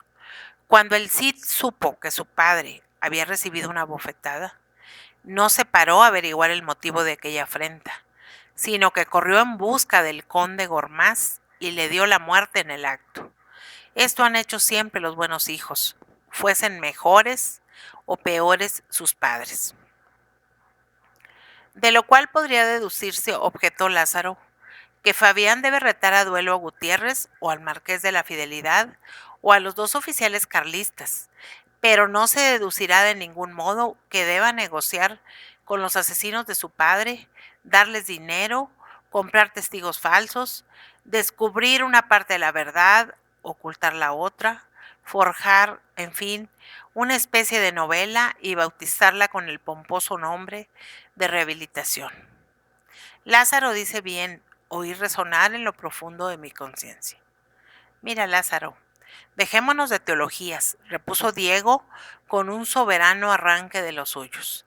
Demasiado sé que me aventajas en sutilezas y en argucias, pero lo que yo digo, a fuerza de leal y honrado, es por eso que aconsejas a Fabián, no lo ha hecho todavía ningún hombre. Ningún hombre ha dejado de impedir cuanto ha podido que el honor de su familia ruede por el lodo. Ningún hombre ha permitido que su padre sea considerado como traidor a la patria, teniendo en sus manos las pruebas de que no lo fue. Ningún hombre tiraría por la ventana un título de Castilla y 8 millones de reales de que pudiera gozar legítimamente, solo porque su padre tuviese la desgracia o la fortuna, que eso va en gustos, de agradarle a una hermosa mujer casada con un reptil cobarde y venenoso. Por consiguiente, no le has aconsejado a Fabián más que rarezas y excentricidades, hijas de tu espíritu enfermo y de la adversidad con que batallas. Semejante discurso, y sobre todo, la violencia y la pasión con que lo pronunció Diego, determinaron un nuevo cambio en mis ideas. Ese es el que tiene razón, díjome toda mi sangre. Ese es el que habla el lenguaje de la naturaleza humana. Lázaro conoció que perdía terreno e hizo un esfuerzo extraordinario. Niego rotundamente, gritó con desusado brío, eso de que no haya hombre capaz de hacer lo que os propongo. Muchos, muchísimos han hecho cosas más grandes. Oh, sí, los santos, exclamó Diego con terrible ironía. Precisamente, respondió Lázaro, irguiéndose cada vez más. Pues bien, yo no soy santo, recuerdo que murmuré entonces, de una manera que todavía me asusta. Porque no quieres, replicó Lázaro. Todos los que hay en el cielo fueron de tu misma arcilla. Concluyamos, exclamó Diego, plantándose delante de Lázaro. Mírame a la cara y respóndeme. ¿Harías tú lo que le propones a Fabián? Ya lo creo, respondió Lázaro con absoluta calma. Hipócrita, prorrumpió Diego rechinando los dientes. ¿Y me lo dices con esa frescura a mí, que tanto te conozco? Puedes injuriarme todo lo que quieras, replicó Lázaro. Te repito que será por última vez. Pero yo proclamo de nuevo que, aunque pecador empedernido, no solo soy capaz de despreciar a un hombre, un título y varios millones, sino que desde ahora mismo le prevengo una cosa a Fabián. Y al pronunciar estas palabras, la voz de Lázaro temblaba ligeramente. Te escucho, le dije, pero mide bien tus expresiones. Las tengo medidas, Fabián. Mucho te quiero, muchísimo más de lo que puedes figurarte, pero yo no volveré a verte. Yo no te saludaré en la calle. Yo me arrepentiré de haberte conocido.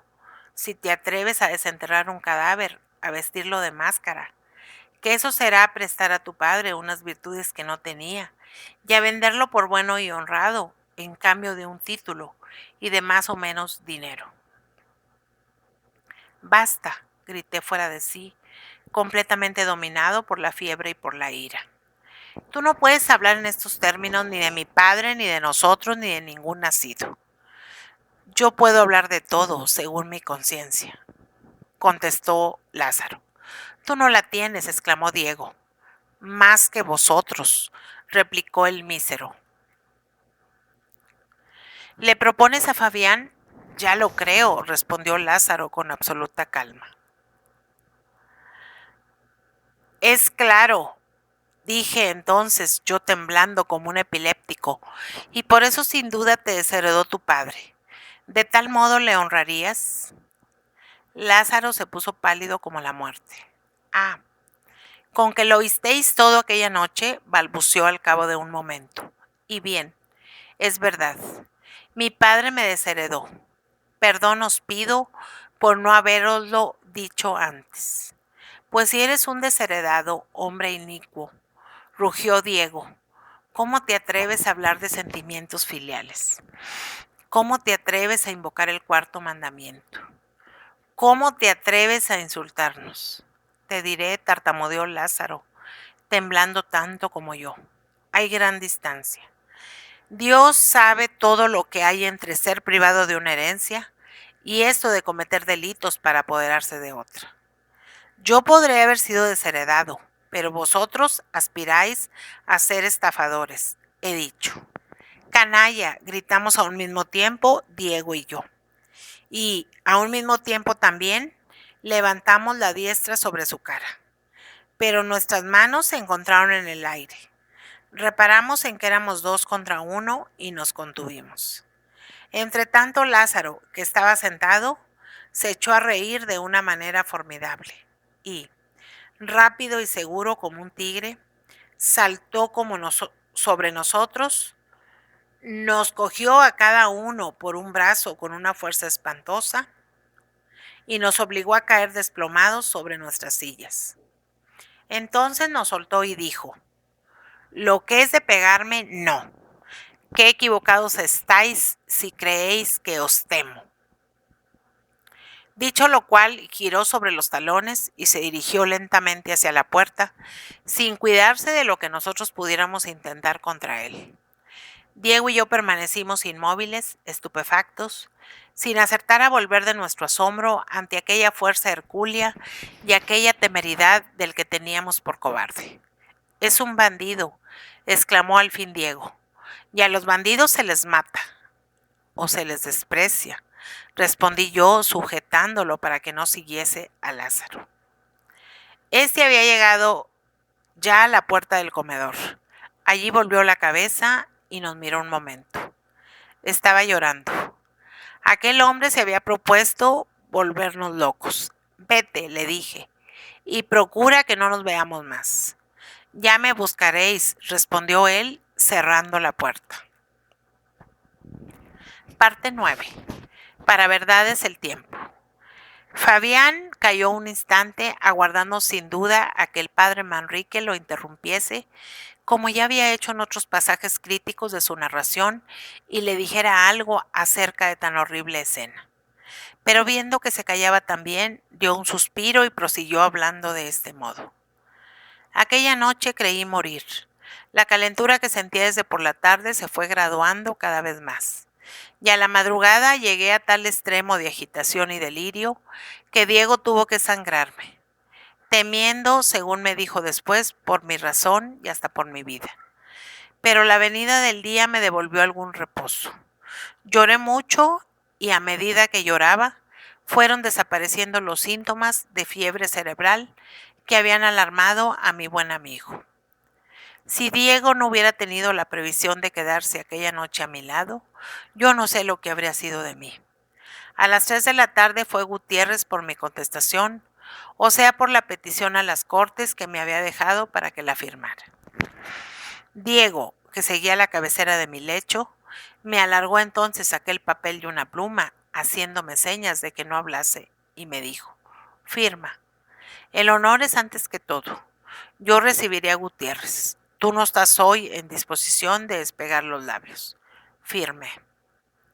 Aquí hizo Fabián otra pausa, de que tampoco se aprovechó el padre Manrique para decir cosa alguna.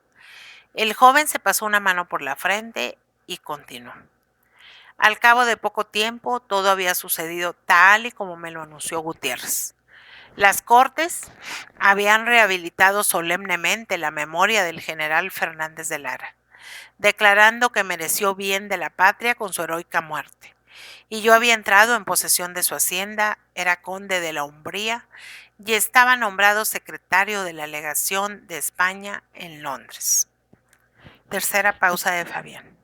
De modo, preguntó entonces el padre Manrique, meneando el brasero, que el señor marqués de la Fidelidad se portó bien. Oh, muy bien. se apresuró a responder el joven. Por supuesto. ¿Llegarían ustedes a hablarse? Le diré a usted. Él lo deseaba mucho, pero yo me negué resueltamente a ello. Combinóse, sin embargo, por medio de Gutiérrez, en que nos saludaríamos en público, por el bien parecer, de cuyas resultas hoy, cuando nos encontramos en la calle, nos quitamos el sombrero y si nos tropezamos en algún salón, nos damos la mano y hasta fingimos una sonrisa, pero sin dirigirnos la palabra. Oh, lo que es eso, no lo haré jamás. ¿Y Gutiérrez cobró? Siguió preguntando el anciano, fingiendo admirablemente una curiosidad pueril o femenina. 15,000 duros del Marqués de la Fidelidad y 15,000 duros míos, contestó Fabián. 30,000 duros, me parece bien. Pues, señor, hay que convenir en que Lázaro tenía razón. ¿Qué dice usted, padre? Exclamó el joven, aterrado ante aquella brusca salida del jesuita. Digo que Lázaro podía hacer todo lo malo que ustedes imaginaban, pero la noche de la famosa consulta habló como un sabio y hasta como un santo. ¡Ay de mí!, suspiró el conde de la Umbría, temiendo estaba que fuera esa su opinión de usted. Peregrino temor al cabo de un año de consumado el hecho. Es que desde hace meses una voz secreta murmura en lo profundo de mi alma las mismas palabras que usted acaba de pronunciar. Es que yo no quería dar crédito a esa voz, ni reconocer en ella el grito de mi conciencia. Sofocado aquella noche por los violentos discursos de Diego y por mi propia cólera, y es otra cosa más horrible todavía, es que el mismo Diego no hace muchas horas me ha echado en cara el haber seguido su consejo.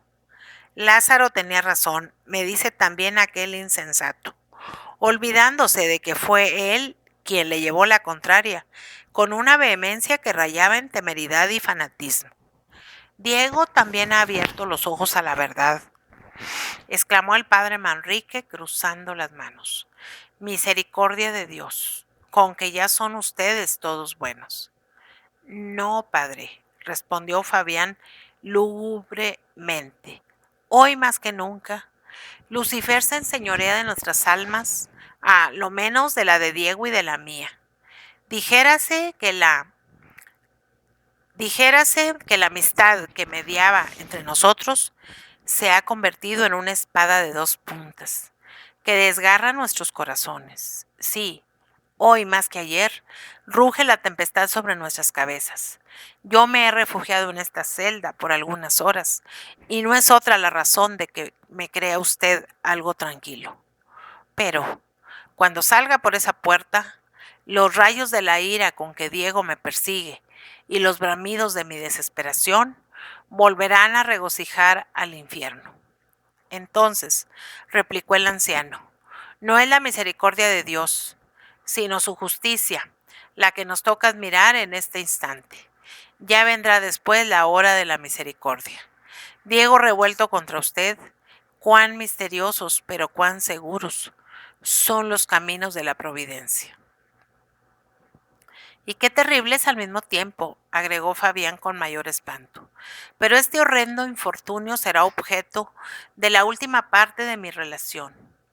Antes necesito retroceder de nuevo en la historia de mis errores y desventuras, y hablarle a usted extensamente de una mujer, o más bien dicho, de un ángel, único astro radioso del cielo de mi vida. Alborócese usted, padre mío, voy a tratar del bien. Voy a mostrar la faz luminosa de mi espíritu. Voy a decirle a usted cuán próximo a reconocer la providencia de Dios estuve ya un día, antes de rodar nuevamente al abismo de dudas de que nadie puede hoy sacarme. Voy a hablar de la noble niña que le precedió a usted en el piadoso intento de resucitar mi alma. Voy a hablarle a usted de Gabriela. Mire usted un exordio que merece este apretón de manos, exclamó el padre Manrique, cogiendo las de Fabián y estrechándolas entre las suyas. Veo que vamos a hacer un gran negocio con habernos conocido. Usted no es malo, pero ¿qué estoy diciendo? Nadie es malo de una manera irremediable. Nada hay cerrado para Dios. Repito con el filósofo. Hable usted y no tema fatigarme, aunque dure la conversación toda la noche. Fabián besó de nuevo las flacas manos del discípulo de Loyola. Tornó a sentir un bienestar indefinible por el estilo del que hace llorar de alegría a los convalecientes, y continuó de este modo. Libro cuarto. ¿Quién era Gabriela? Parte 1. Una mujer bien recibida en todas partes. Cuando a la edad de 21 años regresé de mi largo viaje por Europa, una de las primeras deidades aristocráticas que cortejé, o por quienes me vi cortejado, en Madrid, fue la generala, mujer que estaría entonces en los 35, alta, bella, elegantísima, impávida, familiarizada con el escándalo. Esto es, sabedora de que el mundo conocía sus fragilidades y atenta únicamente a que las ignorase su marido. El mundo, por su parte, no la castigaba de manera alguna. Antes parecía premiar su desordenada vida con el continuo agasajo que le ofrecía en los salones, teatros y paseos. Hasta las damas de virtud ejemplar alternaban con ella cariñosamente. La visitaban, la convidaban a sus fiestas y solían preguntarle por mí, dándose por entendidas de que yo era su amante del momento. Tal anda el mundo, padre. Y sirva esto, ya que no de disculpa, de explicación a muchos errores de mi vida. Cuando yo entré en relaciones con Matilde, así se llamaba la generala, su marido, uno de los generales que más gloria habían alcanzado en la guerra civil, hombre ya de 55 años, muy entregado a las contiendas políticas, acababa de ser enviado del cuartel a Canarias contra su voluntad, lo cual en sustancia quiere decir que estaba desterrado de la península. De buena gana se hubiera llevado el general a su mujer al africano archipiélago, pues la adoraba ciegamente, pero Matilde aparentó tanto miedo al mar que aquel prefirió el dolor de la ausencia a imponerle los tormentos de la navegación. Con lo que la infiel esposa, sola ya en Madrid, tuvo mayor holgura para seguir mancillando las honradas canas de su marido en unión de feroces desalmados de Mijaés. Principia usted a hablar como Dios manda, murmuró el jesuita. Es que ahora pienso en Gabriela, respondió Fabián. Aquel mal concertado matrimonio no había tenido hijos. Con gran contentamiento de Matilde, que solo pensaba en conservar su hermosura, y con evidente disgusto del viejo soldado, que estaba siempre deseando servir de algo sobre la tierra. Ello fue que, antes de salir para Canarias, escribió a un hermano suyo, residente en Aragón, escaso de bienes de fortuna, suplicándole que le cediese y enviase desde luego a Madrid para que acompañase a Matilde, una de sus tiernas hijas, a la que adoptaría más adelante y nombraría su heredera. La generala, más rica aún que su marido, y que no unía a sus otros defectos el de codiciosa, holgóse en cierto modo de esta determinación, lejos de apesararse de ella, pues tiempo hacía, me dijo, que deseaba que el general la amase y cuidase menos, y que contrajese nuevas afecciones de cualquiera índole en que emplear la excesiva y abrumadora ternura de su alma. Son palabras textuales suyas, y elocuentísimas, añadió el padre Manrique. Parte 2. La niña aragonesa. Llegó pues a Madrid Gabriela. Tendría entonces 14 o 15 años, pero aún estaba vestida de corto, en atención sin duda a su retrasada naturaleza física, que parecía agobiada bajo el peso de un precoz idealismo. Sin embargo, su gracioso semblante, indicio apenas de lo que pronto llegó a ser, ostentaba ya una belleza expresiva, aunque infantil, que hablaba directamente al alma y cautivaban todavía más los corazones, su claro ingenio, su buena crianza moral y social, debida exclusivamente a sus padres, con quienes había vivido siempre en el campo, y su angelical inocencia, cariñosa condición y reposada y constante alegría. La primera impresión que sentí al verla fue de miedo, de un miedo semejante al que causa la mucha luz a las personas desaseadas o mal vestidas. Cuando Gabriela llegó a Madrid, hacía ya un mes del destierro del general, y llevaba yo casi el mismo tiempo de estar en relaciones con su esposa y de no salir a ninguna hora de su casa. Matilde me quería con el ansia ardiente que caracteriza los últimos amores de las grandes pecadoras, sobre todo cuando cogen entre sus garras un corazón juvenil, y yo estimaba en ella no tanto su persona como el fanático amor que me profesaba. Necio de mí, me envanecía de ser objeto de aquel culto criminal y huérfano y solo sobre la tierra, complacíame en arrimarme a aquel hogar ajeno, en disfrutar de su calor robado, en creerme allí dentro de mi casa, en dejarme dirigir por aquella afable tutora que más me parecía a veces una madre que una querida. La inexperta recién llegada no tardó en preguntar quién era yo y Matilde le dijo: considérale como una especie de hermano tuyo. Su difunta madre, que fue mi mejor amiga de la niñez y que murió hace un año en Italia, me lo recomendó en sus últimos momentos entregándole una carta para que me la presentase cuando viniese a Madrid. El pobre llegó hace pocas semanas y yo lo quiero ya como si fuera mi hijo.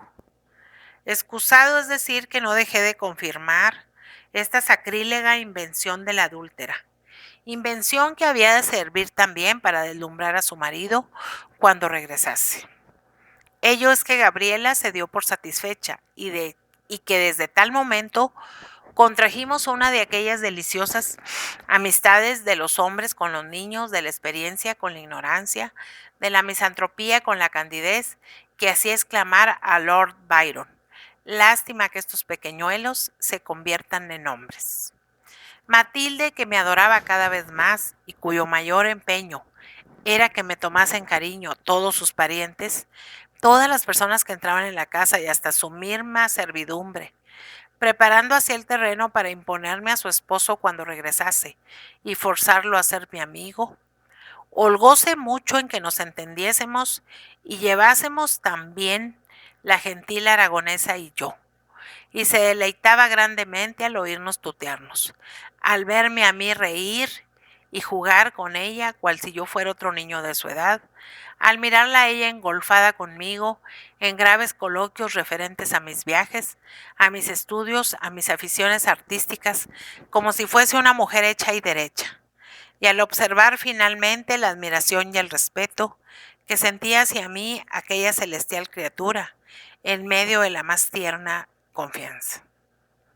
Natural era que la pobre niña, ignorante del odioso papel que yo representaba en la casa, y acostumbrada ya a oír a su segunda madre celebrarme desde por la mañana hasta la noche, como al joven más honrado, más discreto, más valiente, más sabio y más distinguido de toda España y aún de todo el mundo, me profesase aquel amor infantil, aquella franca idolatría, aquel reverente culto que yo estaba tan lejos de merecer. Pero más natural era aún el que yo me avergonzase, como me avergonzaba muchas veces al comparar mi alma con la de Gabriela y contemplarla con aversión, con tedio y hasta con asco, el amor de Matilde. O sea, la criminal torpeza del único vínculo que ligaba mi existencia a la de aquel ángel de 15 años. Ni cómo había yo de ser insensible al divino encanto de semejante intimidad con un ser tan noble, tan puro, tan bello, tan inocente. Era la primera vez que trataba a un niño, la primera vez que me comunicaba con un espíritu candoroso, la primera vez que me miraba en agua cristalina, la primera vez desde que murió mi madre, que respetaba a una criatura de Dios, que la creía superior a mí, que envidiaba sus virtudes, que me arrepentía de mis vicios. Así es que cuando aquella niña me hablaba, creía yo escuchar gorjeos de aves que me llamaban al cielo. Cuando contemplaba sus ojos, figurábame que penetraba en el cielo mismo. Cuando la veía sonreír, parecíame que Dios me perdonaba mis pecados. Aseguróle a usted, Padre mío, que por entonces no había considerado todavía a Gabriela como a una amable criatura de distinto sexo, como a una doncella adolescente, como a una futura mujer. Hubiera sido Gabriela un niño en vez de una niña, y la adoración que me inspiraba no habría cambiado de manera alguna. Lo que yo amaba en ella era la limpieza de su corazón, la santidad del afecto que me tenía, la aureola angelical de su niñez, todas aquellas músicas y fragancias del cielo para mí desconocidas, que ponían en actividad y como que me revelaban las mejores facultades de mi espíritu. Por lo demás, Gabriela reunía condiciones especiales y puramente humanas para conturbarme de tal modo.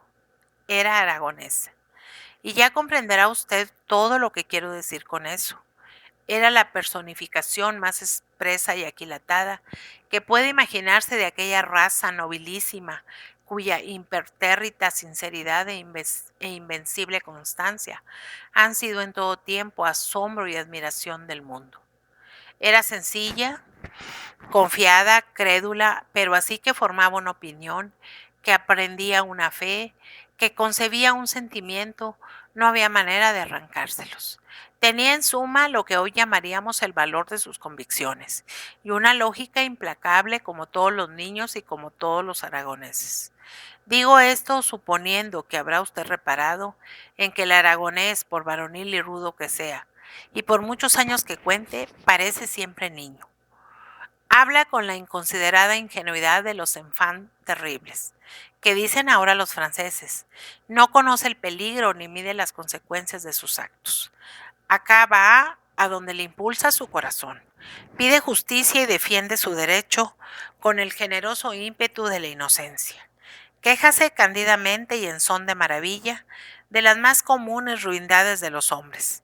No da, en fin, nunca cuartel a la iniquidad ni al absurdo. Y de aquí la fama de terco y obstinado que tiene entre las gentes. Terquedad y obstinación que la patria historia denomina fortaleza, magnanimidad, heroísmo. Pero divago. No divaga usted, pronunció el jesuita.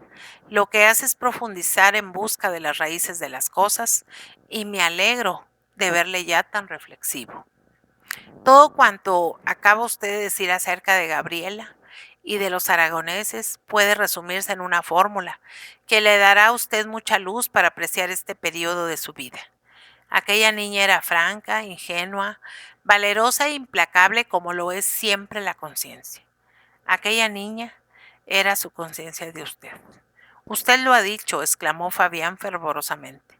Aquella niña era el limpio espejo en que yo veía la fealdad de mi conducta. Porque hay que notar, y es a lo que iba cuando principié a discurrir acerca de su carácter, que todas sus observaciones, todos sus razonamientos, todas sus preguntas me hacían ruborizarme y avergonzaron también algunas veces a Matilde. ¿Cuándo trabajas, Fabián?, solía interrogarme.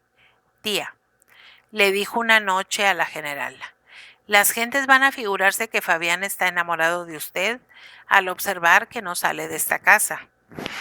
En cambio, cuando yo sea más grande, todo el mundo dirá que es mi novio. ¿Cómo nos vamos a reír entonces? Si tanto te gustan los niños, Fabián, preguntóme en otra ocasión, ¿por qué no te casas? Yo he oído decir que para tener hijos es menester casarse. Fabián, ¿tienes novia? ¿Por qué no la tienes? ¿Por qué no has ido hoy a misa? Dices que no has salido de casa hasta las 3 y la última misa es a las 2. Tía, ¿le ha escrito usted a tío que Fabián está en Madrid y nos acompaña a todas horas? ¿Cómo es que el general no se refiere a él en sus cartas? Yo se lo contaba todo en las que le escribí cuando llegué. ¿Por qué no me habrá contestado sobre el particular? ¿Dejaría usted de meter mi carta dentro de la suya? Yo quiero que el tío ame a Fabián tanto como nosotros. Fabián, ¿a qué hora te marchaste anoche? Juraría que te oí toser a las 4 de la madrugada. Dime, Fabián, ¿y por qué no has traído a España el cadáver de tu madre? Cruel, dejarlo en tierra extranjera. Tía, ¿por qué se opone usted siempre a que cuente a mis padres en mis cartas lo muy bueno que es Fabián para nosotros? Fabián, ¿por qué no haces mención de tu padre en tus conversaciones? ¿No te refirió tu madre su historia? Me gustaría tanto oírtela contar. Tía, ¿por qué no cuelga usted en el gabinete el retrato de Fabián? ¿Por qué lo tiene usted escondido en aquel armario? ¿Por qué no quiere usted que yo lleve uno chiquito en mi guardapelo como el que lleva usted en el suyo?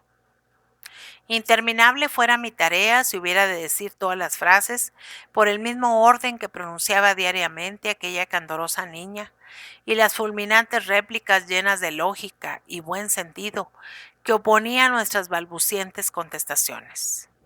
Baste asegurarle a usted que Matilde y yo llegamos a temerle como a un juez, y que ésta hubiera quizá acabado por odiarla, yo de manera alguna.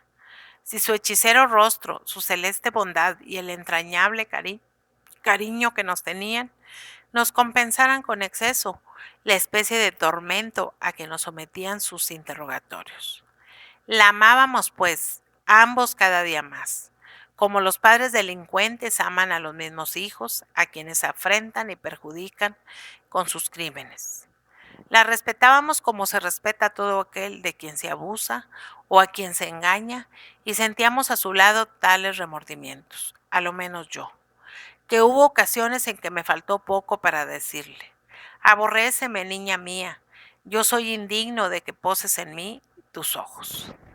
¿Qué alma tan hermosa le debe usted a Dios?, exclamó el padre Manrique. ¿Qué trabajo le ha costado a usted siempre no ser bueno? Mucho, padre, contestó Fabián, y ese es mi mayor delito. Eso es lo que más me pesa hoy.